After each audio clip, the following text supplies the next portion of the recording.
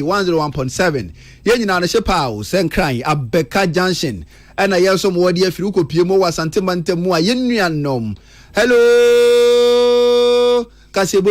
okramu a na eye 101.5 woni na ebo anwumre kasebo ebi edu abobo ano social media platforms ahodo so kasebo ya edija wo so ko Facebook no so obenya bi ahwe comment odi ato ho brepom ya gebre na ya kenkan dia ma Peace FM online and I say Peace 104.3 Facebook no so obenya bi ahwe YouTube no so etwagu so live na semi ebetodwa no saka kasebo mu bi ene say High Court one krapumpuni mantem na dwe wamu akonkonyasie na wodi atodwa ya wo chese kane peni kwankyerefo a na woda National Signal Bureau no ano kwabna edubu ahe na afi wifi ya ma wamu ebeo eyo 160 million Ghana cedis ene ye de to wotiso saaso na dom kuma ba no dani wo my Ghana mra so bedwefie wo bisa peni kwankyerefo ya woda procurement anu wo ECG se me pa cho wo ECG containers na yira ne hefa ene wo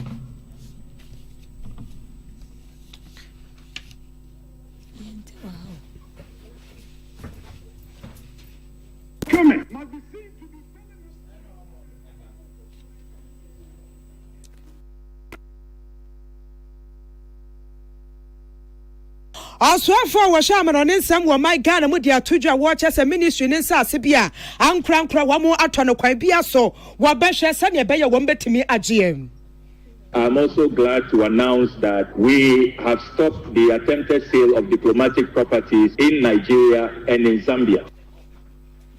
Akwensia dinde ye se ye wedum okumasi abetodwa se nedwem MPP amanyo company fo akwasra wamu a wade 100,000 Ghana cedis wade akoma dwedifoi akwensia bia no ode esi wedukrom e ma awrakosama yensa kan se nipa mienu ena eti nananom awansie do ena nwumre nsem pika wawu ne yesi nkonya yade ba besum se no nsia kasebo yemfa sedama nwumeko we As a dan conformer Oson's chemist, the Oson's garlic capsules are by just so garlic in the so for so pan house and every area. Ubum said this year she would do this when you say a catcher, no, and Oson's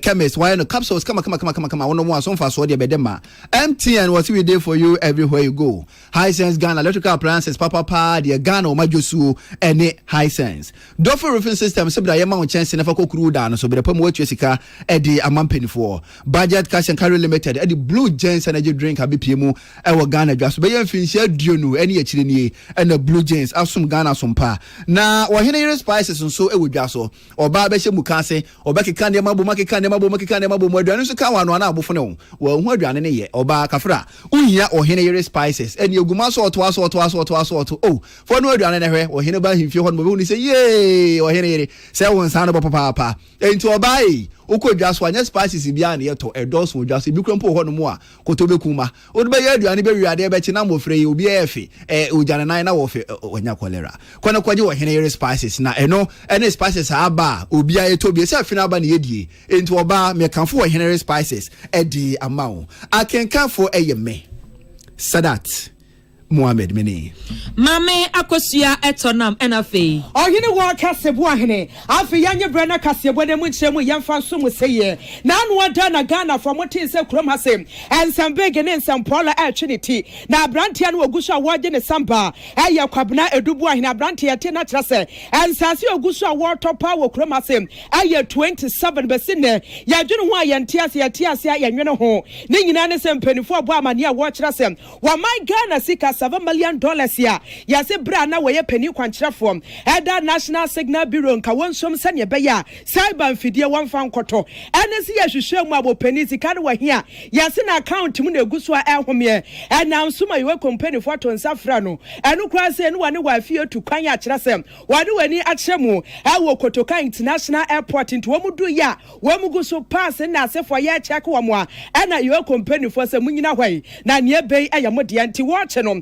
wache kwabna edubu ahina afeso wifi am wade Angela eje buatem na no na mpanifo de atodwa wo kyerese eba ne sa ne kompanifo se ne tie bia ye ma bill na ye ma ne sem wo bi ti se kwabna edubu ahina bill no aye 120 million Ghana cedis ene de ma wo ena ne yire so Angela eje buatem no ye ma ne 80 million Ghana cedis ento wo ti sa no wo se hwe se ne nanse ya ho kyere anu wode ne wo hia ene nkwa kro ku Ghana fo no wo ma ye belia Preku 120 million Ghana cedis. Any 80 million Ghana cedis. Na Sasi Kebi Atisano, ya kwa fa hene. Enti watu obo asetena asem. Efo capitation grant penny bim. Esi official sheet so. Trouble for 20 wediem. Eye bill application de koma high court e wo enkrapompuni mantamo. What dia workers sika ne doors okra dodo. Wo madwunu ho wo ntimi ntua ntia be ya high court. Ensi nkonwa sane be ya wo betimi ateso. Ejabo nei eja anya ba bedu ma high court akonkonwa siem.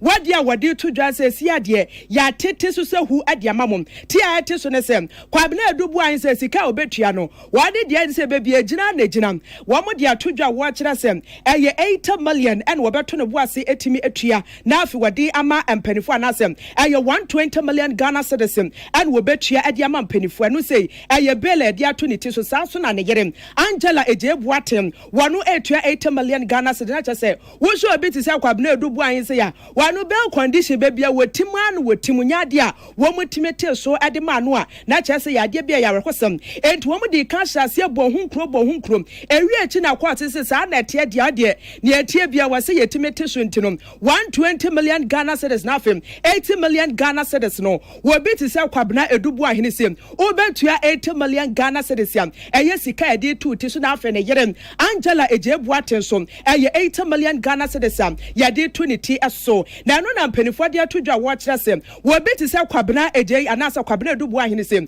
wano sureties ne mienu ba ku se wase wotime justify ena ne yere Angela Ejebuaten no sureties eye mienu na so ne nyina mu no enya de bi wo hodom a wo de atodwa wo kira sem e wase wotime justify bia na yewe company fo ato so akirekirem sem bia na de bia de be o mo se ye pese ye tu kwan na asefo no akwantuo won sam sha asia se abu o mutirim wo mo da no wo mo sha asia so wo mo so da se ade anya hwe permission na se tumi krata no chi se fi yewe company fo ncha yankasa ni akirem sai mon krata ne esan se sia ye kasem kwabna edubu ahini o Angela Ejebuaten ne yire wo mo krata passport no eda yewe company fo ncha eguso a ehomie entu betimi atukwa ne ye ma otumi dia ena atimi ekom wo ye no esi enchen a na fo abese miense bia so wase wode wani kyeremu ewo yewe company fo enchen na yedi asem no wie na beto odwase pani kwankyerafo ya wo gina sa lawyer ni edema yewura kwabena edubu an na afeso Angela Ejebuaten wano nsentrofo edi nkomo no wa kyera se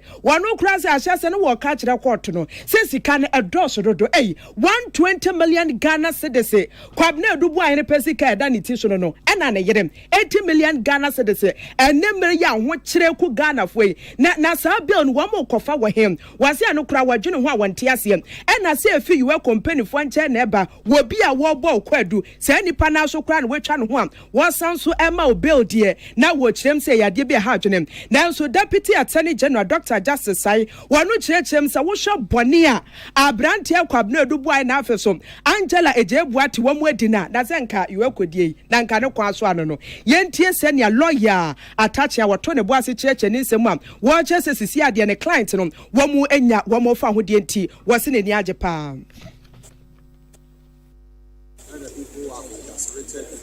because you know if your liberty is at the sufferance of those who have captured you, you can never go home. Now, the custody of your peace is unreasonable. If you see that the woman's one was without justification, so we are going to go and ensure that whatever is necessary is done before the registry, not government. They are saying that because of their safety, they want to take them to the place. When the order is ready, they can come back. They satisfy the conditions before the registrar and not Yoko. And today they can have their freedom. You're confident they can meet or execute this condition? It's over executed. Because what they have with them is more than what the judge has ordered. Unless there's bad faith, I don't see why they shouldn't go home today. ye kwatie wano ye lawyer ni awogina ye edema kwabna edubu ahe na afe ne yerem Angela Ejebuaten lawyer Samuel Atachia na no si na kwabna edubu ahe se me pamocho se ntrofo mesum wase ba mpese me cheche mu de kira mu se ansam ne ba ni sei amanfo ato obo ase aso pa ne sa no wase nyame ya adom na ye di asem ni nyina awia mbo se wono ne hu so nsa abrobe. What do you say about all the charges and the publicity? I have not been charged of anything yet. None whatsoever. So what do you say? You believe you come out from this as an innocent man? Definitely, yes. Okay. Ebusia ania yekotie wano ye kane Director General Edema National Signal Bureau Kwabna Edubuai na ate se wane sentrofo di nkomo a wo mu bisa no kosa wono so ato ne buase a wo yi ano Philippa Tanga na woto ne buase ebuabua sansem wo yi ano de beso me yan na watwi mu ene beda die Electricity Company of Ghana ECG one containers bako apema hasane aduanan so 1347 containers here for ntaman apotu ayira e de free Ghana porto na enura ene nyamie ne pa bi bon hwerema edugu national security funds asum so wanya ne ntie se containers ayira no wahunu bi e wo pompatem ho no susu se ebe ECG for containers ne na mo monte so sa ayira no ebia national security for de ose yoyo e ko hwe pon ho no mo babi osusu se containers ne wo okoya mpenu nuane ampa containers bako aduanan 40 na chese ehye warehouse bi mu yi hwan dia India ni okochi India ni na unya no we wosemetoy oto no hwan ho wantima mbodi da ban a wo so oto ne last year abamofo aso ni pechi na enemra sebedwafo kwa sitina mu no na mpenifo containers ayira yi wodi ho komo na enka ne bambo so afo no munyafo Dominic Nitiwu ekire na adwen de fa ho na wo kirem se ne asie no eye nimguase de mo my Ghana pa na eno ane se na mben ECG for containers an kade egumu ere ba be adwuma o man mu na nipa bi aton de amahwan se ebie benti na wo se ne abayi de obi nka se puduo nhye na so puduo hye a ne dwo no ane wo se yedie ono de oyefira manyukuo mu sanso na ndisi fo nso efira manyukuo fufuro mu na se ndisi fo ye nhwemu na amanyukuo bia mu nipa enam ne saso containers yira ye no emeyefo ni agoro yantwe na so pa ne mu ode na nyesem da ho na wakina bi no se didibira bi hya wonsa na eno nkyere se fa ho nya ho se yatam o se ne asie no ono de oyam pipini na so won fo so kra intendisi fo nhwe wonya nhwemu ni yi ne nkosi asie. This is a major scandal. How much did we go to the IMF to borrow? 3 billion. Look at the quantum of money that is involved in this matter. Mr. Speaker, the honorable member is calling for this House to form a bipartisan committee to investigate this. I'm surprised that the Minister for the Information says that this is an old thing. 3 months into government, he's made no less than 20 statements, and he did not believe that this type of statement he needed to inform Ghanaians that this number of containers were missing. Government should take this as a priority. Mr. Speaker, if 1,000-something containers can be taken illegally from our ports, we are not talking of needles. We are not talking of small spoons. We are not talking. These are 40-footer containers or more, and over 1,000 of them are missing. Mr. Speaker, this is a major scandal. For Dominic Nitiwu and what is answer me a tuja. Nakasa chile no Romanian for Philip Fifi Backman, opinion in Sadia Shawkas Mintiman and woman, Rasper Fishamana. One also Cassia Chile said, yes, you know, on Sunday, one dream popa. Now, and Canadian excavators Naira, Afianqua dance or containers Naira. Now, my Ghana and Penny for her, Chile best or no, near Yanajina Montaigne, Ghana and Waira, I told their movie. And in yes, you know, on also for us, seeing you mushimu. Nanipa be a better no, young fan of family council. Ignites the spirit of patriotism and nationalism. It is high time people do not cause heinous crimes against the state and run under political parties or hide under political lineages. This is the time, all of us, and I believe that it is in that spirit that my brother rose and make the statement that all of us, whoever is found to be culpable, Mr. Speaker, the nation would have to come together and deal with that person. Mr. Speaker, many people would commit crime, and the only thing that they would use to save themselves is to go under a political umbrella. To say that because the person is an MPP, an NDC, a CPP, or whatever, this is a crime against the state. Romanian for Philip Fifi Backman, because he means him as a and one so what in some say a two. William Gent to Niman or Quale, and what in some frame as a fee ever so moye. Yeah, that's why I want Rashabajum and no air container when some noir and a nam soma dom kuma anubanu deni. Yera honorable Alice of your mark and so at your two judge say, and plain ya brebe here pass director of procurement ya Electricity Company of Ghana. Wabetimia Babontin, Wababe Church mu at your Ghana 4 pa. pa se edi enti na nam so ma container be 1347 atimi ayera wo port a ye hu asem bi anka na ne kasa ye mu na woto aso echire mu se sa container we mu ayera no ye ntimi nkasa ayera nti ye mu ankonta wo chem se enya de be ye adwuma na wo se yetimi kire de pote nam so a ema container yi etimi giraye wo port a bepem ne ahwehwe akira kwa ye hu chem se asem we ya asem Ghana fo patie pa enti mprempren ya pa de hu behia se obeba abontin no de nkiremu e de abre Ghana fo come to account and stop this political football we play, and then we come and we say it was MPP time. Honorable member who brought the statement up, with the greatest respect to you, I do not think an answer will be in a parliamentary inquiry. With the greatest respect to you, and honorable minister, I do not think an answer to the problem is a political inquiry. Hold the bull by the horn, and I, Kwame, will support you because I've been there. In fact, I've seen a lot of the rot in our public service system. I've seen a lot of the rot in the SOEs, but they take advantage of us as politicians. They mess up and they know that, the politicians will make noise. Then they are still chopping and knocking the state. You and I know the managing director of ECG, the director of procurement, must be seen to be telling us why, as a director of procurement, he will issue a contract and then the contract is that deliver at the port. enu achi honorable afenyo maken eto aso biem echirem se sa niema we ekoso nyina no ono de osusu se custom officials ni bim wo kwa amra kwan so wo mu nimfa ni dwumadi enti no ena ma sa niema we nyina aba bebre na wo port wa wo mu enni nokre emma adwuma wo mu tie na wo chem se nokre dia ankoso nti na ma sa niema we nyina atimi asi yete o ma we mu a container atimi ayira ye hwe akira ye hu akira kwan.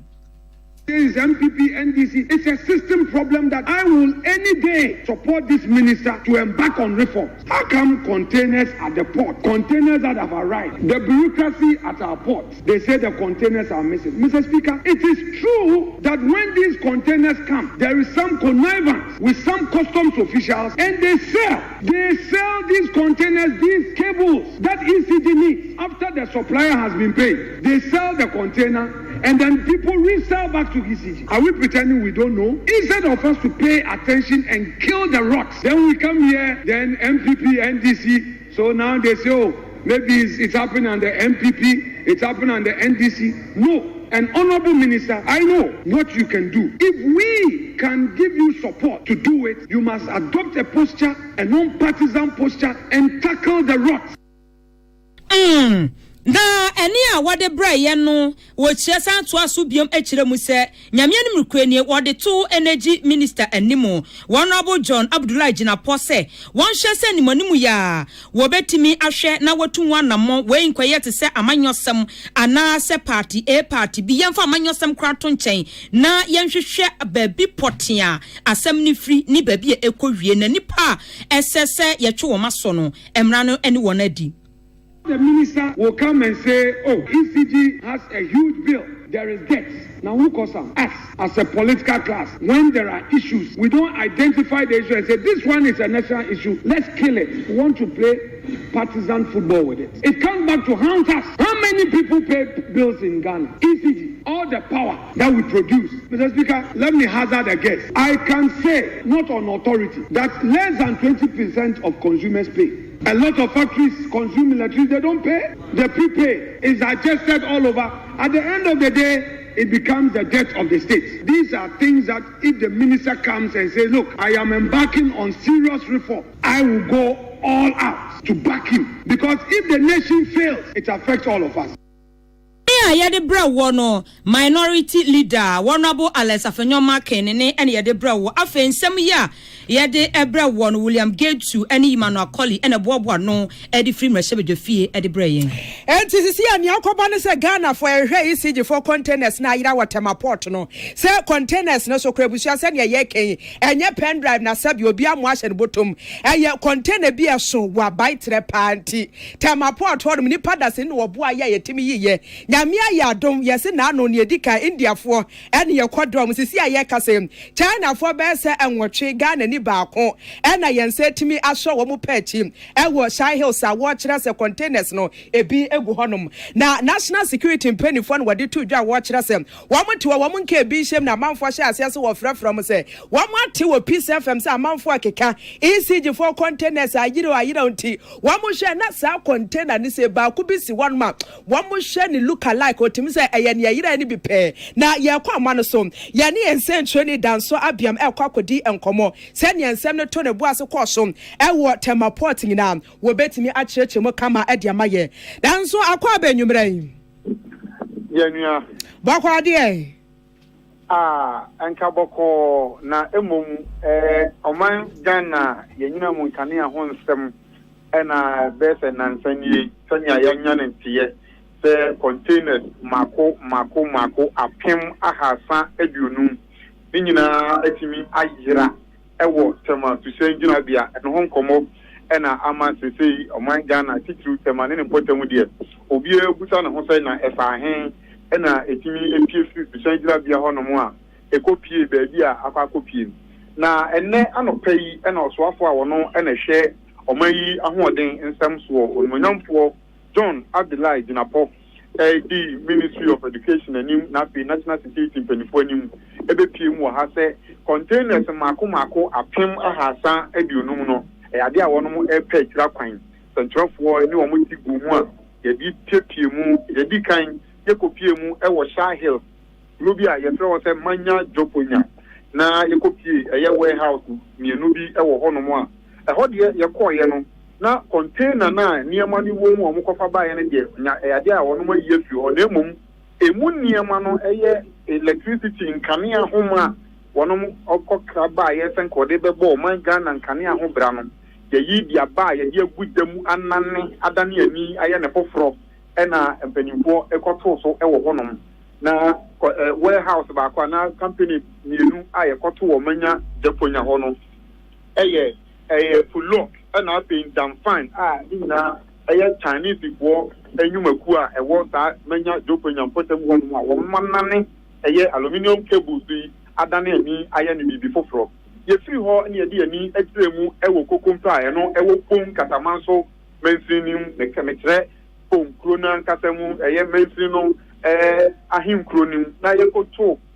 warehouse foforo so ho no mo a ho nso eniema ni bi ewo ho no mo ampanimfo ekohweye ye de ani atiremu ewo Atlas warehouse a eno se eniema ebedru temaport na se niwura ode ba ye woni anase wonya sika meyi na de wo mo friend se demorage no echena eho na mpanimfo etisa ni nyina fi sitagina bia ode koguo na se kodru se dia nipa na meyi no oman no ebo no ho na obi akọ no mo akwakoyi eho kopie ho no mo a asoja fo wo ho custom fo wo ho Ghana Port and Harbour Security for and so one of them before wo ho nanso containers e wo ho no no empanimfo ebehwe ya ye bie ama nhoma ani muniem e wo ho de enim na emom na ka ne de esisi ho na eno na owura John Dinapo ono ye so afọ ma hoden ema oman yi etrese we enya de a edekwa akoye de se de bia na ye no we ye obantene na ye sei won so ye sei na ye sei sa na eja ho we ya de a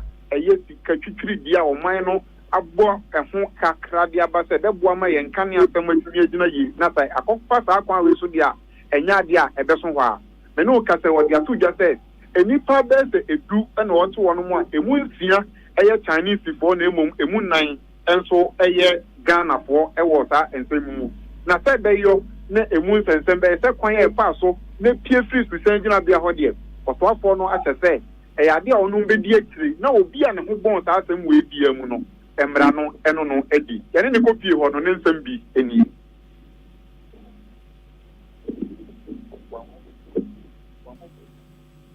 Hello Danso. Hello Danso yente o na mom minim yente o voice no kra afa woto nka ye de won ka de yete na voice na wo ka no wo de ma ye na se na ye mfa wonsi ha se na enipa na wo mo che wo mo no wo mo timi kire se asemesi anase wo benten chen e na containers wo mo to free ye one want to me and tiny property, one of one much one of family no say, I assume a scene a church, say, you've been seen a church, and you're the answer for at me at the sun, some no up to Janum, no matter say, and if I do a one much woman. Sign of war this year and here the womb, and a gun and swat this year and 9 any womb. Then was swap on it, your kaya, na a young who did a senator. A free affair and pim you no need doom crew. And one who says, and near me a tear see by it. Now, what should I say? Say, if it before the year, and near my one cockran say, you million back on your man as some cockra. No one kind of my crab bears a billion no bears and what she and kuno do. Na ebia broso enti omo ba no omo yini a exercise omo kra na risu sengina bia ho a na nia ka no ma pekwan bi so ayi na ye sa akwa kodura bonten na sa akwa kofa sa akwan a afa so enti no e ade a ono mo se wo mo bedi atiri na obi bia ne hu wom so ye kokko so ye tuntum so ye fitaa no emra no eno no adi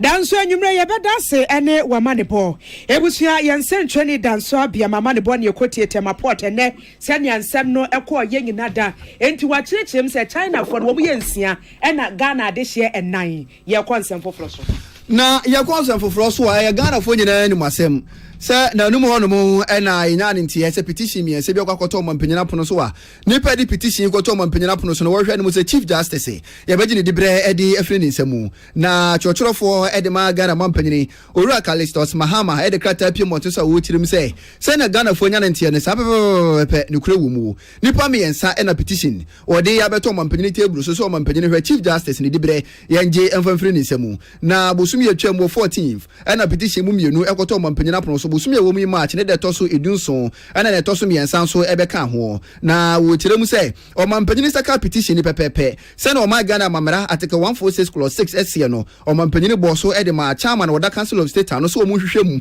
na ehu afutuo bia no o mampanyini na so intimate na so obegina so na chief justice obeyi no so obeja no eno no yeduru ho no mu a Ghana fo so aso ebete na wo tiremu se enura na council of state wa bra petition won saka ye no mo so age bra hwehwɛ mu a ade anu yie ede amo mampanyini na se o mampanyini begina so na wa yi chief justice anase wo nyi chief justice ne de enya de ewo mu na so wo tiremu se wo hwe case bi a abo ma Ghana mu pan eye Frank Ajechum versus Attorney General ene Bright Akwete eye 2005-2006 na wo hwe sa ensemesi ye no a na wo kire se hwe o ma Ghana mamara article 146 a enkrata na se document no me kire petition no a nipa bi dukoto mampanyina pono so no as a petition na edi campo aliki apiemu antin so mpo dada ansa na yedekwa komo mampanyini so mampanyini hwe so na ansa na nipa bi a chiro krata de afa hompo eda koma president of the Supreme Court no president of the Association of Magistrates and Judges so na chese krata yi bi akoto mapono so munim ho nsem dada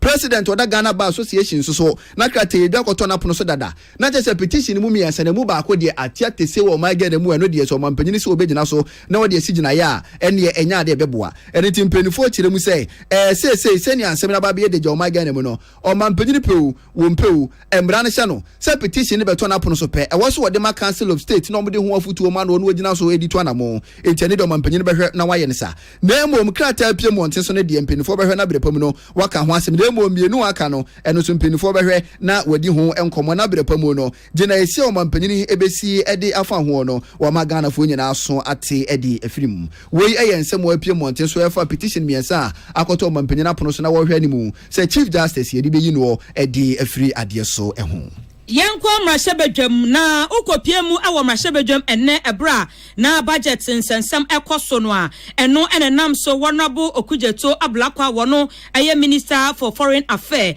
ede atudwa echiremu se sikatwitwidie ya atese yetwa amasoye no mekire 1.4 million Ghana cedis no eye ade a ebetimi aboa papa na nenkasa yechi ene oto aso biom echiremu se sa wo behwe asoye no japade a womo ewo ya achese omo efa so anka womo efa so aton ede ama ankrenkre no womo agini nyina na wokire mu se oman ajapade ye oba bi ti se Nigeria ene Zambia ya atse eno so womo eton no eno so omo kire mu se emo etu atwa mahwe se de be aton no enya emma so ebiomu na eno achi ena odi tudwa ebiomu kire mu se na wo mampanyi John Domani amamu mu de ajapade bi ye oman ne dia ye wo man we mu anasa mahodo so ne de enya ade aton die bia na se yenton bia ebeba so. I also want to bring you good news, Mr. Speaker, that we have reclaimed all of the ministry's lands. And I can boldly say that the adjoining land at the foreign ministry have all been reclaimed, and they are now fully belonging to the Ministry of Foreign Affairs and to the people of Ghana. We have served notice that no ministry land will be up for sale. In that same vein, Mr. Speaker, I'm also glad to announce that we have stopped the attempted sale of diplomatic properties in Nigeria and in Zambia. We have declared a zero tolerance against the sale of diplomatic assets. Na wamananso wa ana oto aso biom akire mu se wo hwe embassy akodo ya kyese no nso ewo Mexico a na kyese eno anhyehyɛ ba ko bi nam so atwintwan anamu no wo kyem se enche wo medi hu dwumadie na kyese enye no nko anso so wo mu kyire mu se ukopiem awo hungry nso a eno nso so ewo hwe embassy ewo hon so enche kora eno so ombetimi abie ano.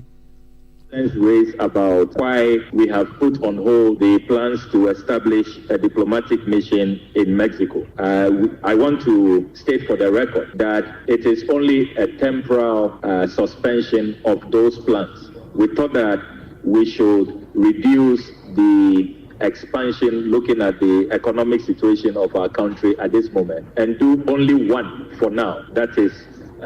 opening new diplomatic mission in Hungary, in Budapest. But moving forward, when the economic situation improves, I think that there is a case for an increased presence in Latin America. Whether it should be Mexico or some other country, I believe that we will all be involved in that discussion.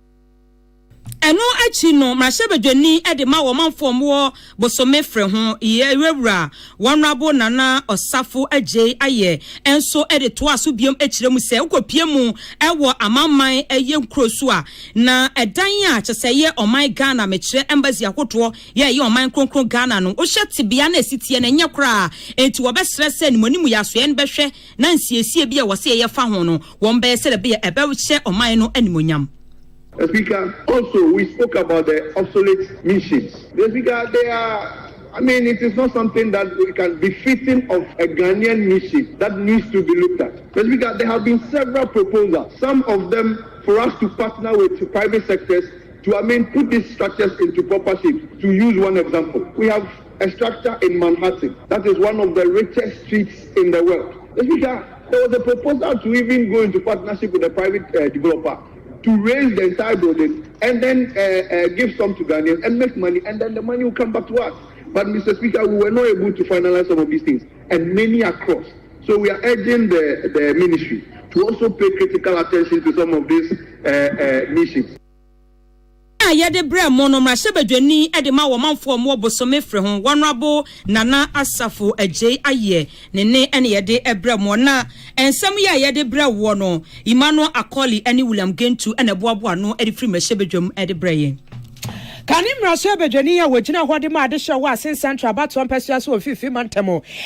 Kennedy akompra kokotie Japan na wopani ni wo kasa chedwedi form wo kanta dwom ese we dia obesre pasa woni atitiri wo moto ade wo kwa no hono nke be yanka wo mfiri honom sansa to renchema nase we ye ne bisia ya na wo mo ba honom de ne pad mo wase na no se yete wa yenka bi hye mo betodwa se jabrane pato kanta dwom no se nia na fire for kra bra no wo mo so betimi awura mu no na wose eyade bi ha adwene pa wase sia se kanta dwom honom ankasa no wo wura dwom honom dia problem bi ani honom na emom enim ho kakra ne edwadifo no wutu na ye ntuo wutu na ani na wo bi ntosu amoje ne meko na asefo no na egukwa no so wanhwe yie na wo na ye fucking mistake sebio na afa yakobo bi nneoma gu a atim so aso beye hye papa na no wo bu a kire se yade bi akoso ache ye ka ho asem se ya na no se ye kai se na aban bi te so wo mu yi tax force as adwedifo nyina yenyi wo mu mfi kwa no ho enso kwa akoyi na wani no ade kokromoti a kire se nche 4 years beso enti aba ne se aba na wote so asa no na afia sa adwensakra bi eyaba na no na Kennedy Japan nabo wo kasa no wo kirem se wo besre pa wo se eyade bi akoso ache titirum ene se bia putupuru na asem bi asiem na afi yehia masem ye betimi awrem na afi yetimi aso ano no wo se akoba ne sa na akoye hantwo ye betwea ye be brepa na wode sansem we gina to dwabra na wone nsentwofo edi nkomo Honorable Kennedy akompre kokotie Japan nankasa edneni achem wo kanta dwom okoya no waso wano nkwantime nante bra wonkura hwenti street light bese 200 ene kura ne nsem saso na light pole ka ho am wasenka sene dwom no eto ne buase shape a chese grebu pao e shape anya de da fom waso wo mon hyase sem wo mo di siesie honom afi wo manfo akire se dwadifo kura yada ena mre bi atwam ko Kennedy Japan ye ne nsem 100,000 Ghana cedis ya wade ma dwadifo am se da bi da no no nya de beje pass sa sika mode ma dwadifo mpanifo de nkasika no nkogo ndi sa sika ne de nya de a wo moje ye na so yenti afutu a yewura Kennedy Japan na wade ma dwadifo yi. They rather said they want the polls first because there are no. So when I offered 100,000 as a contribution, surprisingly, they all said no, they don't trust the executives. So I should go and buy the poles for them and buy the cable, which I've agreed is in order. I mean, the place is too crowded. No, there are no emergency exits or roads like what happened to them in January 2nd. The way the place is very difficult for fire service to get in there. So I feel they should pave way. Some of the people are selling in the streets, which is not done. No, accessibility is very, very important in case of emergencies. Ebusia ania yekotie wano ye kane MPP mra sebedwani ewo asen central battle empesua so Kennedy Japan tin sem na me di kadi tu dwano street light 200 wo maje light post wo maje ba 100,000 Ghana cedis ne de se pa eyi edwadifo mpanifo beje na bemru obi bottom panty on the sika no one fan ko na mum light post ne de wo mo epem na yewura atoa so akire mu sesisi anom ewom se MPP aban ente so de na so aban no MPP aban ene ne mpanifo wo mo dwen wo manfo ho ye papa won be ye adwumade ne sane be ya market no ebesi ne tebia dadam wo se nyame ya adoma nchem wo hwe anim se wone wo sofo ya wo hwe nyina mahode won sam so wo my Ghana mo yewura John Gina pobetimi ehia na afi light post na afi cable no so wa pedodo na ade amadwedifo no suppose na mo pay any cables wires amode begusu a very simple ye ni abamu enso metimi ama ministry of energy as supply mo sa cable me kwa kohwe me warehouse ni ma hwe suppose no me will be gua as for street light in here my friend me setting some street light e me ko ni ma kohwe warehouse so even ago some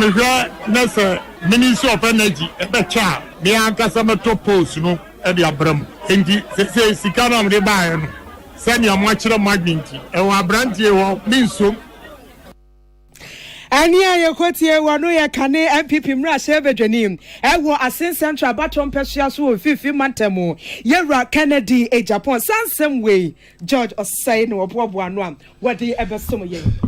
Ghana for apema hasa ene enwotwe 1308 na mpenifo do omo afansa no dwuma titie mu electrical wire rebi na wawie mpenifo ya mamre ne amane asafo no di eja won kwan na won so ansa no dwuma titie wo modembo na eso adi wo mu papa so no mpenifo gina so na wahye omo animonyam na wani ne toso aduonu mienu wa mpenifo de dwumadie bi se yasehye so 22nd electrical wiring certification and award ceremony mpenifo gina so tonsa head frost so afọ be di eche odan hone dia so no anno orumanyam for Richard Jam mensa modene ne monyam kopie mu e dwumadie ase bi orumanyam for ne ka senu na wo chire mu se electrical wiring adwuma no esombo papa ugo for electrician so me adwuma manfom so ba ko anipa ne betimi aye no obetima se wagya pade nyina entu ogina so na wana wakwaje ntiti awie na wapie mu ote so de ato nanim se wo ba won firi won ye mo ye adwuma so se ne be na won so be ba mfa so e de amo my Ghana afen so ne kwakura mu no na wogina so e de ato ankrankra ne adwuma kwa hudu anim se ugo for electrician so me adwuma ma wo a when hu ne se nipa koro no ya gina tumo kuta boarding card certificate anso na ma no ho kwan nyasa no wachina bi no wagya pade agi wo mu a wankasa na ope enuanu ma wa quantity ma wa chiro mesmo ye house wiring na wa fa be for kwan wa da chiro efutu se mo kakra me di ma ho yin de wa jira me titi wo da suzi kase da wondo ye hwende manyama orisisi a betin nde eja to mu ha bo hwe no so if electrical wiring problem ti eje jira won wa jira me titi wo tu mo aboa madam ha wo no efri ho ma so ne ye shedo na nkran de wona wo pede wo so wo ye eye professional electricians no o me de obi wa chiro we dwuma di ne mo de ne abefu kwan ya onam da way adwuma no was worth it. In terms of the Ministry of Energy and Green Transition, yes, so ya wi atado de yebobo ama ayanyimdi a wiring sector no akɔnanyim. Openya ne etwagu ye osofo be di kire wada ho ne dia so yana no orumenam for Richard Jam Mensa na ne kasa kire no assistant manager de ma energy commission Ora Steven Yomo won so kasa na wo kirem santitie nipa apema hasa ne nwotwe 1308 ene wode won ho ehyemu emu 1166 na wo ye mema ene mu 142 so wo ye ma na so brand titie ne ba wiye no na chese emema no eswate amana beka 963 ena chese no so no ejina 117 na so wonyina mu no o gidie so mabom homodin pa ne jumedi a ye di award ceremony a ye ama electricians a omo etro November December 2024 electrical wiring examination na the etene say nipa 1308 ena omo tro last year emu mema ye 1166 ena ma 142 na omo pass ye mema ye 963 ma 117 na osho percentage wise so mema Omo pass here 82.6 and a my 82.4. Na sa ceremony we ana dwumadie no ye ama ye tumi ama omo certificate na abodin kata na omo atumi aye dwuma to say electricians ewo Ghana.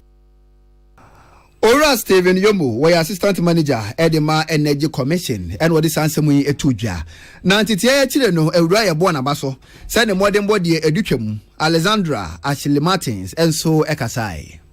The motivating mammy call Bemejum. Hey, say me, madam for be Nejuma so many more. But me be son or church and send a may made me room. But no electrical side. But me tell say, Mum, Miss Rowe, Matissa lights the Kunipam. But Miss Rowe said before me more, if your uncle survive. Catch me so. Mum, I was sent out by found a word Juman. Now bed, motivating word Juman, so okay, fine. As time goes on, me ride Juman, many bedgy because I'm in Uncle Farm to me for Juman on Yama. Damn, can say, Minyam. In Bemejman de Emum Umbekoma, Ombebu Abumba, Miaweni, Ebe, na Usanswa, Emma Wunya, more chances, a word you may be brewing. In Bemanqua, who are Banqua, who pet now by a Fauja Bema. Alexandra Ashley Martins, or no, and what by a born abaso sent it ye. Just na modern body editum na eswenipo panene na etwaguye Abdullah Dasmani no bobo abanboya e de ebesomo yen ene na otwe pepepe na okopie mu ewa santimantemu a edun kumase ejahihye etoso a etoho ma enam so match se enipa bebre ajapade ni omoniema ehye dwurube na eno enenam so ma MPP amanyokuo no wo mo akọ wo mo ensrahwe wo mo de sikatwitwidie 100,000 Ghana cedis e de akoma dwadifo a wo ho ekaye na ebra na wo mo ekoho general secretary ya woda party no ano ekobi lawyer Justin Frimpong Kodua enyo no kwa national organizer na naboache nso ekobi enafe Ashanti regional chairman Yewura Bernard Entwibosi akowuntumi enso ekojumedie no asibi na bra wo mu edru ho no a wo mu ekasa no secretary edema party no Yewura Justin Frimpong Kodua enegina wo manamu ekasa ye na ochirem se asemu atodwadifo no mahu papa enunti ena omde sika yi edibre wo mu se wo munye na chese wo mu so emfa cheke wo mu halfa enu achi ena ode to aban nanimu sanimu ya wase wontimi hwe na chese akade bi ni niam bi a adwadifo ehia se de be bebo mo no wode beko na wo mu so anya bibi ede aso wo mu asene enu achi ena ode to aban nanimu se anka ebeyi anka adwadifo no a wo mu dan ahodo ne ebabi omudi dwa no asese wo mu anka sensi wo made nemum aban ne bepe wo bi a wo betimi ahwe wo mu so se de be ya wo mefa emra kwan so asie na enkoye te se de dwa no bese tuabom tekane no wasire obi bia nso se wa wonsam wo bie ya che se wo wasa wo ya doye no wadi animanim ya abra na be ye dwadifo no moavi se nipa dodo pa no magyapade ahye I will share the Jana Ashe Ewahana, a broad and Tiasho. Na ya bahano, say party bacono. It kind, yes, and say, and this about to so, or my penny Mahama. In the Sawa Baha, Yadana said, the yes, and said, there, a Trump chair ABC, our from Mantema, a by Cheska, Yadi Mam was said, your friend says in the Embomo. Yes, I said, oh, maybe so Embraha. It's that, a bit my Buama, a Johnny Bessa Peja Bimuno. Now, yes, I'm Peja Jano, I will have you. It is a bankers or Bema, and your papa never so. Nentem, the Empress Bakoya, now buying by the sea, 1 year, 2 years, 3 years, yes, Rabbi. You made that before now, and your Medjumano met them. You was kept. Churchofo Edema MPP Amanyokuo no lawyer Justin Frebo Kodianene ena what say ye no na nsem ya de brewo no Samson Kwame Nyameche ena boaboa no e free Asante Mantamu ya to akasebo so ade ne chemu asanfoforo aso akwanhie bia no oden asie ewedu krom ebutua ne omnyina ne se nipa mienu ena etina nanom ewo ensiedo na wo hwe ehyen ne pa nkwada ne wo motimu yesu so se wo mo ya desuafo a wo mo Asante Konongo Ezie Basic School na wo mo kwa excursion na hwe senia ehyen no buni mu se ya kopem se ebesi fom na enuoma eguka animu ne mmofra ne bi gukwa no ho a na ebusia eyade bia eyarekosam kese pa ya dwene ho a yente ase ye hu sa ambulance na afi so fire mpanifo edikan edru ho dada yankwa ama no so na ye ne ye nua bema micro kofi enkodi enkomo Michael Aba ye ne nkasa misa ne se ne nsam na nkasa si etie Michael akwa aba ye ne mini aba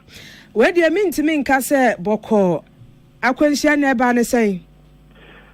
wabra eye posifo ehwe kwaso jojo ene ambulance ne penifo ekodu ho no na nipa mienu na omo si so dua ehse omo nka atiasefo ho biem eyodusue ni ba kwa wanya fishia do 14 years na ochechire ni ba kwa ono wanya fishia edunum ensia na wabra yetietie mu ne no mudinkita no omo chese adusuafo no moti eye daft bus and na ma ye jinvin 83-2022 if you Konongo Odumase na mobile excursion we pay man tempo edikan no anopa na ombedu ye no moko eye ukugwa konfanochi ekuti na bakwasam kohwe baabi e wo ne ade anso obi pia santimenu omfo no msu e no bekọ akosomo dam no so makohwe na so makohwe akosomo bridge ibi eti adisuafo ene achechefo be dusia minu ne gusa bus ya omufi eye Ben Kodia Ezie Basic School fi eye Asante Konongo na omubaye na bra omunam kwanso omukono wo cheso hyenkani okra ehyen no Noah Kwame Pepra wanya frihye edonunum bre dikani a omususu se ofa saa eye ekrapem edukrom asese so kwan no na odi akodu so menya na omunam saa kwan no so nim se ye wo kof kase bi wo hodom a ende wo sane bepowa na chese sharp curve na wetwa na chese wani cheso menya le kan etifo yaw enche bia na eye sukufo bi sukunya akwanhia wo ho ma chichini bako ehwe ne nkwa wapi mantem ha ya eye afi etwam akwanhia esi wo ho no enye fedi agro kra obetisa akwanhia esi wo ho no obeti na chese okra ato enezo saade ni bia na esi ma tribe bia ho a akwanhia kosi ema nipa mienu ato wo mu entempa posifo a won mu akwape mekopon MTT de ne edukrom omokoho koyi koboaye eyi oma sebi omo prepra ne oma ho akamu no ede omoko tetekwashi abanye sabia ebi so down mani ede omo kire so menya abanye sabia ma me no kase wote sadusafo be pre na epra mienu a omo hwe omo nkwanom omo nyina ewo eya sabia omo prepra na ede ya hwe omo so omo ho ye no omo tumi apehia omo kobachi ena nkae no so guso a omo ja ya hwe post for chese omo tumi nsusu dia sisi ya ne nam so ma kwanhia no esi ye lemu omususu se hyenkani no afanso yisu kwan na nam so mata kwanhia esi ntwhwemu akire no ye beto kwadwa bia no ye mfa nkame ye tiefo amane bo no esi Michael Wadama sansi suma ye biom wo se ehyen no eba ne se yankasa wo chese bread dikani a o hyenkani no e fa sa ekwan no so ekwan ni de omo nam sa kwan no so bi di adanse se wo drop bani a onam munim kwan no so yi a ahwe beto akwanhia sisi wo dodo na roba phone bebre enim kwan na esi eti kof ni mu a ohyenkani ni sane bepo efo ya all sane bi mu no ena ehyen no achi ni nsem ena emu ni fa so koda na chi ne ko wi akyire no akwanhyia ya ne asefam sei esi ewo hɔ no ntina ne nam so makwanhyia no ɛbaaye ɛno no ɛyɛ kɔɔvo mu na no twa na ɔmfa so da no ɛna ɛhyɛ ne gye ne nsɛm wasi ye dia na kyerɛ sɛ akwanhyia dodoɔ taa si wɔ hɔ nom yes akwanhyia dodoɔ esi wɔ hɔ ma me kyerɛ bia yi hɔ yie ɛhɔ na mmiri bi ambulance a afa ɛyɛ ɔyare ne fi so menya ɛba Kofodua akomkafoɔ kɔto hyɛ ɔmo so ɛwɔ hɔ ɛma mrahye begyani a wɔ ɛyɛ edukum mpɔtam hɔ me kyerɛ ɔkre dan onabo dan bochi ekogina so ma contractor eba kwan no so ma na maban so mu bie kwan ni mu wɔ hɔ nom bie mu bie kwan ni mu wɔ hɔ nom no saa kɔvo no kyerɛ engineer work wo kɔnam so a ne yɛfo sɛ besu saa deɛ no ano wa kwanhyia esi wɔ but anhyɛ da anso ano bebree enti saa sharp curve ne da hɔ no akwanhyia deɛ dodo na esi wɔ hɔ ɛne sɛ ne nso ebi esi enti regional minister a ɔno kora akɔto akwanhyia no so kora propose sɛ esa ban ye bibi wɔ hɔ ida sɛ ɔmbetwa ɛhɔ na akɔ akyire sɛ na ɔhyɛ nkani kora ɛyɛ mistake a ɛbɛtumi de nante kakra ɛwɔ hɔ no ansa na sɛ bibi besi anase na ni bɛba no ho so a na aboa ɛma so ɔkra ɛne japadeɛ ano wɔ hɔ no sen sɛ ayɛ sharp curve a ɛmbɛbi akwanhyia esi wɔ hɔ no Michael nyume ma yenase pa na yemfa wonsi ase yare hosem bia ano odin pa krofi yeda ase mate se wi a hono mu akwanhia ne bi esi dada e wo hono mu a kire se eye bia ye eta koso pa nti minim ne nti abesi nne yenhye da ntu anamo bia wo ntina se we yo hyenkani afi na di kan ya wo fa so a possibilities na wonim obi ase tumirika ka ho a possibility ne high gaga yanka busua yawo last year school bi e wo poema ntamusa o teacher ni ba ko wie o mo ko ayie no the same sport baby a we yesi no a ena ka ne komuni ye chechirefo bi ne adusua fo munum ho no mo a ofo muto na na mo nse do ene si atena ho ya nya hwe ya e bi asasi bi mu a enkofo ma we ye ka ho asem na wia etwemu obehu si bi besasi bi mu enkofo ma na wagya wo ma kwan se o mo ko excursion afi ye be firi wo fie ye se oba nya nkwanhia wa firim o se wenya 14 years na teacher ni 26 years arehosem Minister kopi mu hu die yembo mpa ye sempen fo begina so na waye bibidi afa ho se na be na wona dada wonam ho no omonso omonkwan empen fo betima bo ho ban Ebusia ya to akase ebo no so ya de ne kiremu nsɛmfo from pani kwankyerɛfo ya wada mfifi mantem National Insurance Commissioner no Madam Nikonila Edumwa ena wakasa wadi afutuo ma okada riders a wamu asimfo su sesisi a nebra so se wonipa na edwuma wo ye insurance no wose ya na ehu hia papa Nicolina na eduamu wadi sanse wo nyina to dwabra no wone nsantwofo di nkomo en wo chese okada edwuma na nkasa wo ye no illegal yade a Ghana mra emu echidom enti obi wo hono a ne de ne se wahwade anopa na okada edwuma no enu anu wa krado so wo beye se insurance pa ka ho asem kire na efa na so benkum na afa nifa na aba besem nanso obua kire se wonipa de ote hwanum a ewo se wo yensie chi ba kese bi na ade bɔ wo nkwa ho ban se ne beya wo kyena nkona sabia busua manimu a wo ye na nasa to renchen bi towa na yetimi atwitwa ade agye wo kire kyerem se anu nti na NIC mpanifo na afi wani ehwe kwan so jojo dwumadie ene Ghana Police MTT di guso a wo mo ye nkyerɛkyerɛ dia ma okada riders no ensema Madam Edumwa wode atodwa na eni Me no dear Hamine say it's not legalized. It's once it's not legalized, no dear. A bayer ding say accident BC now what they cost and nabe your kada insurance company be them bawumwa. It's a motor compensation ne wohono. Say about say BBSCR at least National Insurance Commission ewo motor compensation fund that what they boa. But omwan kasano no omon kaho. It's our son we yesterday be protect you omwan kasa ho bwawom esan say omo protect you omo accident sia bwawom ya ma me to aso de afutuo ma wo mo say helmet to de bia wonam krom na wo hia wo bia wo twi okada say ya wo hu say helmet hye no empo no wo bi o ha wotimi fa dom sa ma emmofra mpo wo fa bi si nanim wo fa bi asi nachi na wo ba tan so tene nchen a abofra tru ni gina wo kire say enya de timi bua kranti wo mu ntwa so motor riders no one omo share helmet, two mpaboa modeka moto no ensweni omo fa more than moto efa nipa two rider and another passenger, but be no more fa more than two. Sometimes nkola be 3-4 no moto ne enye ne kwan so e dey help bebre ba nte yesre yembo modian say yaka advice wo nkoto helmet no monto two na moto no efa ne papa ako accident si wo kra ye legal say obeye commercial enso wakofa ne pa bebre eti moto ne so ye be ye den so obi anhye ne ho so na onye de ese ne fata.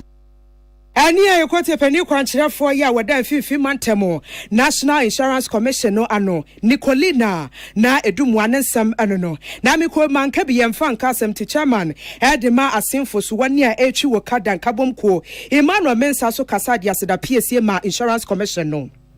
Juma no say na pese nke ye no inutisi say get out of hand si say make sure say emrano nso ni nipa na ye juma no ibishia police people na ometimi abo am juma no e really good ni na dia so dia ba umani and that's what they be papa ama me kura sisi ano me feel relax kakra because once the police people are there for us no so it will always be and be make sure say the be e koso anya the papa na embo ama situation no and say juma na e nkoso no e be report to them then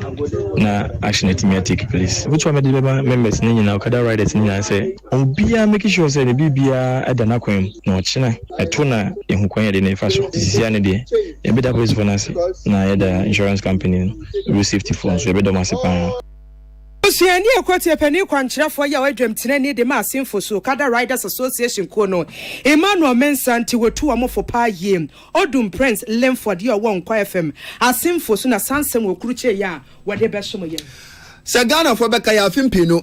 eni aduru ba ko be 2021 ne nka ne MPP aben ya watwamu wode beto Ghana fo anim se wasonda ye bi na daya a waso no hu kwan pa e befa so e bebo sika no e dem o my Ghana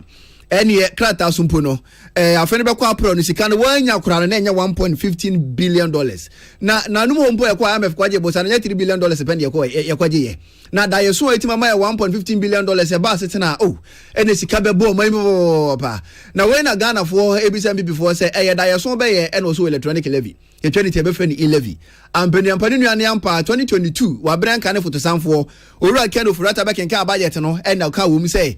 senya sika no so na yahwe animu nti ebe yanka roto kuro no roto yentwam na yenjiji 11 ko a na budget yanje atumumpo yanhura nka nkosoro anso na sabre no so afo no da kwan na akwantempo aso na no urumnyamfo kosi amakwanta tu hu di fan fremam se ba bia roto wo bia no ne dumadi abrase yatwam enti ukuta ka udu ho no mu a twam ampanyapani nuane ampa roto besi ne enya ade yaji biemu ewo magane mu na NDC ba ye ene wo tirem se e-levy obeto ye ene hu nkuntabuo no sabi mpiraduasa akwe kotobekumba enya de aganda enya faso obi ya de afiri so nti won so wani nye ho won so abayi oba betwam na we na nam so akrofo mra se bedwani oromanyamfo Joseph Azuma wakase de tudwa se sa e-levy a NPP de ba ye na roto wotwa mu oromanyamfo kosi amakwanta wanto no bo na ogina ne tumi so hye ye se roto ye ntwoma mpanwampa ye jaje no openyine no wa Ghana kapopopa efiri sabire etwa roto mu ebesi ye ne yamfa sika ya hwere na yahwe e-levy agigi ye sika yenya na yahwe ka o my Ghana abo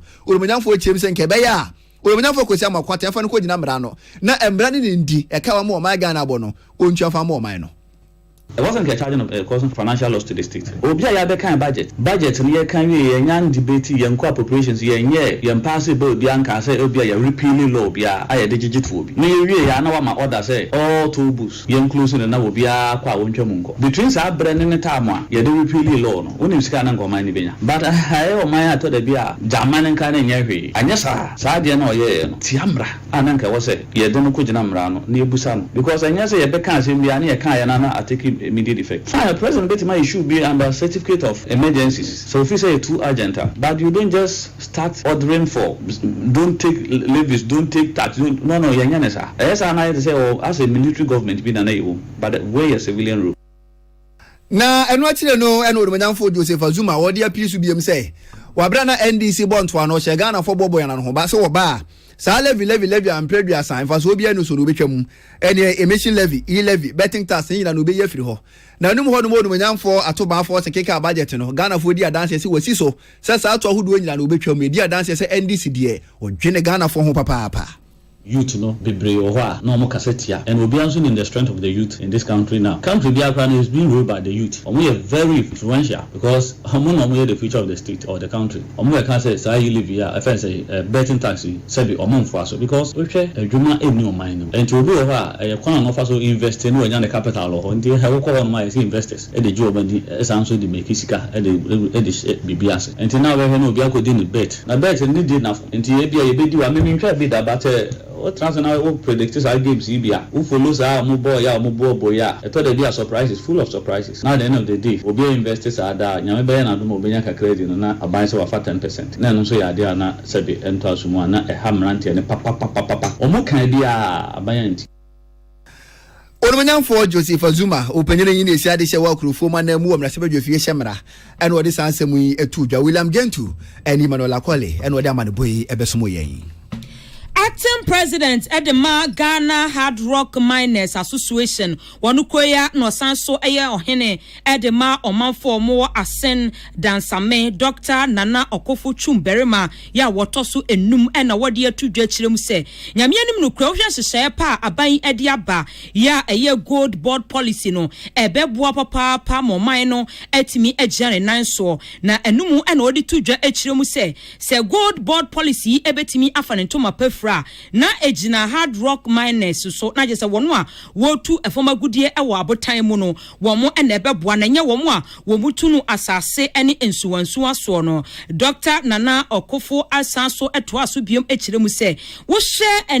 ensusuaso a oman no ensusuaso bone a oman no yenya edi afri wono a wotu efoma gudie ewo ensuwansu mu ene asase so ene yenkwaye mu a eha adwen papa na nunti ena wode eto Mampenyi NFA Ministry of Lands and Natural Resources say nyame aya adom asisi ane de omse omatweni water guard ya ebeboa ma yensu yetimi abon ho ban ebeboa papa na eno ena odi tudwa kirem so onde ogidie ma papa say gold board policy womu etu former gudie ewo emboba mu anase botan mu no womu hyehye ne beboa papa say de bi ebetimi aboa na gold board policy no atimi afa ne to mapa edi afra Hard Rock no nebetumi aboa Ghana aban ma na niso ade hu on gold board na yeye say Luvia say see ya say mo obi ankotrenzi so ya te water guard o mo be hwe say on say nsuo and san crofo ni nyina fi system ni ma small scale miners na be kakakra bi a o mu bedi mra so on betuma ya adwuma ama gold board na tuma gina ti de ya fra obi bia so omra me join ni Hard Rock Miners Association say see akra no ye nya nipa ba ya ha mienu a ye hu say o mo ya Hard Rock Mining papa on say nsuo on forest sim kotutu nsuo ho onti nsuo so large scale mining companies a omo ya wo Ghana ha omo ti afakro Hard Rock Mining so ye ti afakro Hard Rock Mining no Ghana ye need so ani ye daate awo mining mu no aye Hard Rock Miners eno achi ena oto aso biom akiremu se gold board policy no ayade ebeboa papa ma omo a womu edi gold hu dwaboni nyina eno atimi atwa ana fensusu gold dwadue no so no ene ne ton no so betimi agina ne nan so pe say gold board ni betuma gina na ye mine na ewo dachi ewo wie pa nya de tuturu onsuo nya de ekotena nsuo so nya de ekotena forest mu but a small scale mining na say mine na etutena fa krobedi mfie be saduasa aduana aduonum eno ne Hard Rock Miners no eno di yakan ho abomas Hard Rock Miners Association enu mom ade de agidie koma ebetumi aboa gold board no maybe abedu bronya musa na bonsa okuta gold kura wunya obi a auto ndi saba betna se no de ehye papa na yetumi to gold no ewo boa obi age atuma enum mbaye abesanso asi small gra oma mfima mu ha omo awia gold ekowa abra abanya ho mfaso bia enu achin ena oto aso biom akirem se wono a wotu efoma gudie ewo yensa ase ne yensuwansuwa mu no mekire small scale miners wo se womunyai na womu embeka Hard Rock Miners no ho se de be ebetimi aboa ne yenkwaye ne yensa ase no yebetimi abo ho eban galamsey nye ade papa ye soso ena galamsey entumi mmoa yen yehwe awudi a ede aba besi ahanoma bedua de ka to man se wo ye adwuma wo forest wo ye adwuma wo nsuo wo ye adwuma wo ba bia aban enhye ho se ye adwuma no ye besre ma se munya se unya ba bi nya adwuma bra na fa ho bebon Ghana Hard Rock Miners Association ye ne aban gusu a ye pensa ase a se o be release di ama Ghanaians na yanso ye tumi aye adwuma edu obi amfa no mebo Ghana Hard Rock Miners Association no wonya galamsey no ani awie pa Eni ayede Bremon acting president the Ghana Hard Rock Miners Association Dr. Nana Okofuchum Berima Otoso and 9 ensem ya ayede brewo no Odum Prince Linford Enkwa FM asemfosu ene boabwa no ede breyen Baya braka krani edwasese ekoso o magene bu papa ene enano na eye kanta na num hodomo asante mantemu adwira afi yekwada sore ya techiman dwadibia ijato ho na no kura mpo kumase eye blue light ho no mo na ijato ho na sese amanfo japade na ahyesa na enam so ema Western Regional Coordinating Council apabedweko nipa baako edu baako na woso wo beto ato adwen na ne wabo aporo wato emantem dwadibia ho de ho no mo wo hwe hu ni se adekodi abetima akoye kwafa ba na di jasese aba no wo hu wa kire mpinifo na mpinifo tu ho na mo se na ebe na wachina bi no wo ngonkote se dwadibia bi ato emantem eja atom na wo kire bi se sebi mpedua sabakwase pe eno wase ya de me yonko yende me wo se janso ato yonko abodwuse mu a wo de wa pensuo kese panado wo de num se na ebe na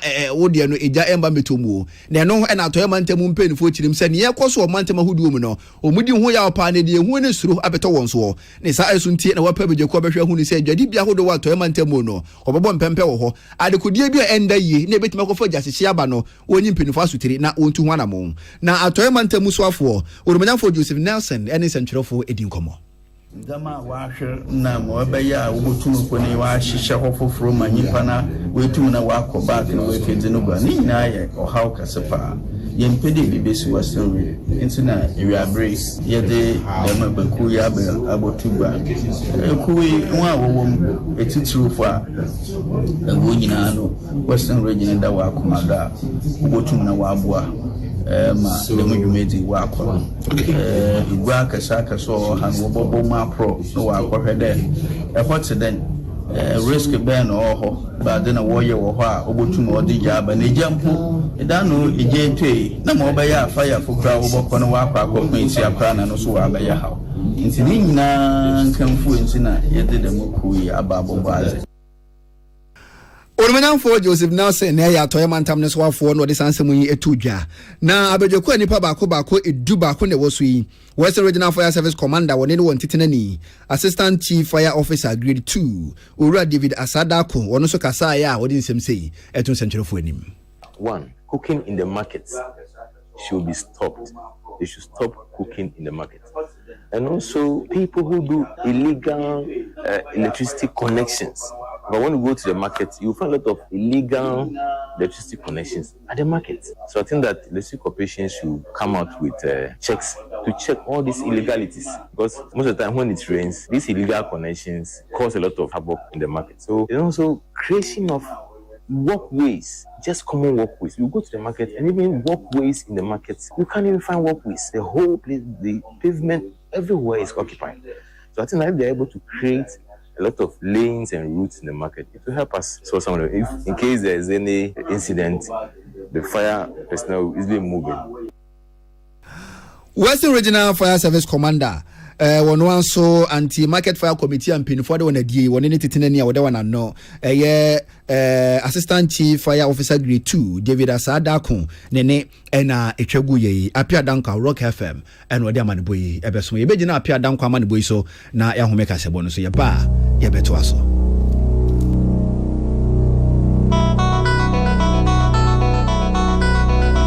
Peace FM. Bra, bush. that's what falling. Say, so kind of move smooth on them engine oil. It's bogumo, engine oil. On your valvoline.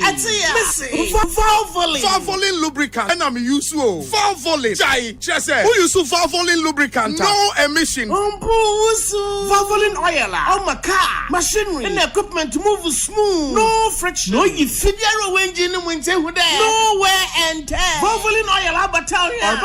Or wants to move with you double movement desire smooth. The engine is a bit cherry. What on Valvoline oil? Oh, baby, what on oil beer? I can do a brain main office. Then you gonna Telecom University opposite. Yep, and CBG Bank.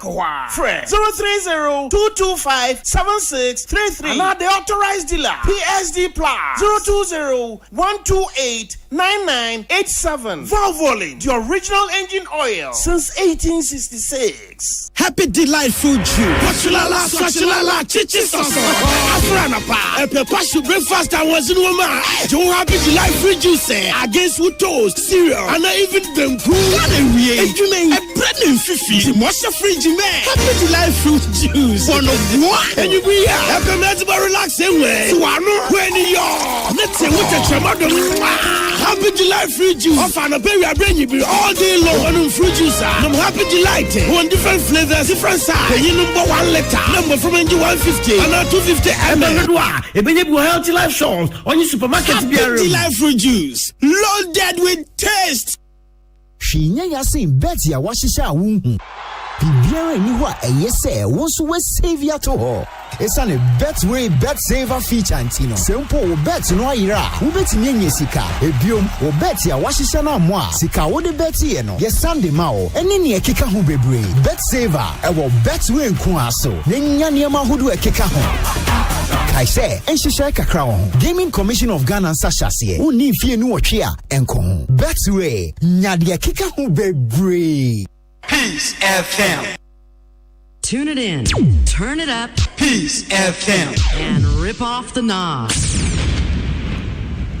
Ghana this year, Mamina Jubi Mamakwa Basum Jeffy Peace. 104.3 anyumre no nsia kase bo ene wasugusu awutie yebre no kopa papa eno ntimadwe nkyira mode abakase bo no so no ene ye de to aso e de amamo nana antwi bo siako wo se news papa aidija ene ode no so ebetumu star boy so wa half mem airport ene akase bo no utie e de afri na juice larry wo super news me wo na lerugu nursing training college campus ene mi take kase bo no e de afri ajiudi na kofi jumo wo se mahama second you know I was opinion no timi adwuma na odi gindidin esanse edidi egu na bodwu se mo achepo pa na ase obetuan kofo bi soka o se ase revenge against Ghanaians obetuan kofo bi soka na wo a wonta na chine de ene wo wukron bank ye ene odi eno so sa aba betumu na Kofi Agyeman black man o so o pick farm na nwumire ka sebo no wotie de afiri Indego Isaac o se good news papa me wo se hwi de bi so ena metie ka sebo no edi afiri madwenkyira mo de aba ne dos na so yebre no ekonti ha ena madwenkyira no yedi ebesie ka sebo mo aseda enkonfama Osons chemist na the Osons garlic capsule sebo dwaso garlic no emfa so wo so papa na so ne we eya na no ena Osons chemist ahwe no wadane de nani no why ne capsules na wo hwe na wonum bia ebebo ma garlic so mfa so nyina no won site tumi akabi MTN was we dey for you everywhere you go MTN dey nim dada MTN hwe kan yen so kan amfa hwe nani manager high sense Ghana electrical appliances papa de o ma himfie any high sense so refrigerator chest freezer air conditioner television gas cooker electric cooker washing machine smartphone sound system rice cooker blender na opa na wo de wani akire mo high sense Ghana wana josu obi e ben wo kono ko hwe wani so ade nkofo na mo so matete o mo de so no o ko hwe mo price alphabet to high sense de ho na ye ka so obi atene de so a obi hu ne se high sense de no o mo e na o mate so borua showroom bia mu ko hwe ade o hwe ade so no na o to ade obetima free high sense 0302 550 000 0302 550 000 high sense everyday prices for everyday people. Dofo roofing system mpeni for na akasai wasi udan nemu mahode nasa akasa obeboso wosu si dan to nemu akasa wonso beboso ahode nasa Dofo roofing system mpanyinfoɔ se brɛ yɛ ma wo chance na fa kokuru dan so brɛ pam wo atwa sika no na wo de ama mpanyinfoɔ wo mpewe na de na pɛ wo din da ba ketwa ngoma so nkrampo de na nkrampo de wo ba ho kasa nkyɛ afi kosi mfinhya miɛnsa yɛ de ama wo no atwa ne kakra na wo de ama mpanyinfoɔ wo nso ankrankra betima ba yɛ ne wasi nkonya kwampa bɛfa so betwa wo sika de ama mpanyinfoɔ yɛ ahwɛ so na nkyɛnse ama obi wo mpewe na ɛde na wo pɛ bra na wo ne Dofo roofing system mpanyinfoɔ si nkonya na yɛ ma wo dan nkyɛnse yi bi na wo behu yɛ kyerɛ kwa East Legon yɛ be Trinity Theological Seminary Alive Force Station echi ho no mo pɛ na behu yɛn obetima afɛ Dofo roofing system 0543 661 716 0543 661 716 and I say 0243 232 818 0243 232 818 number chat 0308 040 096 0308 040 096 Dofo roofing system where you think roofing think Dofo budget cash and carry limited and the blue jeans energy drink aba Ghana jaso bayan fin share dununi akire ni and the blue jeans energy drink asom Ghana sompa ona na wo fie do bisa ne se wo bre so energy drink be na wonom obeka kire say a blue jeans energy drink akoya akrobeto do na betu blue jeans wo ko energy drink yi eda so ewudwa so nti se wo energy drink e papa wo fire dia na waji blue jeans energy drink wonom no eniama pampin for the blue jeans energy drink no na unya so emfa so bi vitamin B2 B3 B6 B12 taurine and guarana empin for edb blue jeans energy drink nti wonom no na unya so emfa so bi oba no mu yeye bema so no mu yeye na dudu mu a na wafre budget cash and carry limited 0208 128 190 0208 128 190 and I say 0550 010 000 0550 010 000 spices are those who just papa now so any spices bia na yedie oba me kanfo ohene yere spices dia mawo wo fere dia enkonkoto sa spices ba ko na wo bia di bi no e che se aye frem uni ma de dia aye enye papa kono ko pe ohene yere spices na for you aduane na aye local ingredients ya pepper hwentia rosemary nketenkete ni keka ho na mpenfo da ne de ni wo da aye spices nti wo de aduane a emfa so wo benya wo mu ni de bedema se aye aduane na wo ye aye nkwan aye jollof aye chicken aye stew aye beef spaghetti fish and I said dish bia wo ye no wo here spices wo de ya ebebo papa na mpenfo wo na asort say aye chicken seasoning stew seasoning jollof seasoning and I said fried rice seasoning goat seasoning shrimp seasoning and then ye keka ho noodle seasoning nyina na wo ho no mo wo fere dia na wo bisa wo here spices e kira kwan na wo nsa beka bi behu ni say ampa ye wo aduane ene ye wo aduane na so aduane ye de wo here spices aye de wo behu ni say ampa eye aduane mu the weekend die hajia eni amelia sala na eba wie ya mo be no aduane mu neighbors na yeso mo kan ma no kakra on se zongo aduane de wo hene na na kwa me amota aka se adaje ye de ko zongo ko pa aduane